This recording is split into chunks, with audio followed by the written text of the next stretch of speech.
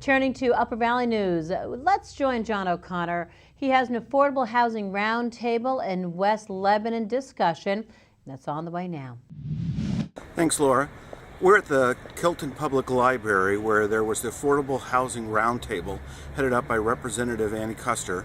People from the state, the federal level, local advocates, people in the housing industry all showed up to talk about the issue that really started with the Pine Tree Lane apartment complex.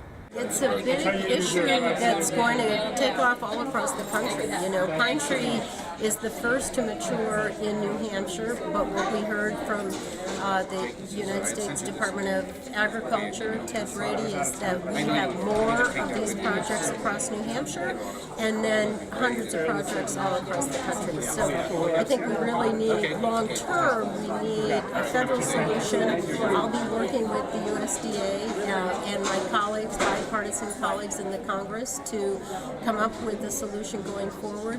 And then in the short term, I appreciate the people who came together today. There are solutions that are right here in the community, and I hope people will come together, pull together the funding, and have the opportunity to maintain the affordable housing for these people that are impacted.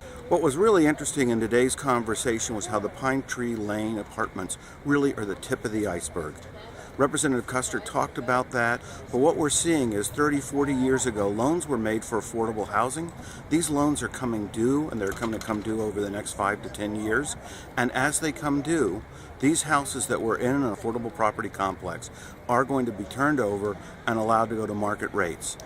We found out that studio apartments in the Upper Valley area can lease for $1,300 a month. So from an affordable housing perspective, it takes up a great percentage of people's income. It's going to take a local commitment. It's going to, hopefully, we'll get a state participation, and then there will be some type of federal funding program, I'm sure, that will be involved.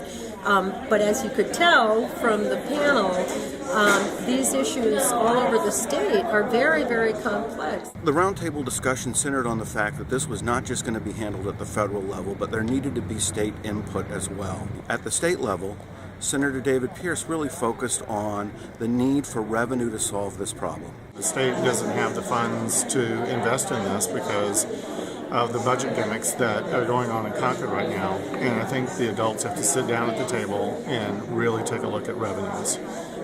We have a revenue problem in this state, and when you see people who've been in their homes for 30 years and through no fault of their own can't afford to go anywhere else, that's a problem. This is John O'Connor reporting from the Kilton Public Library in West Lebanon, New Hampshire. Laura, back to you.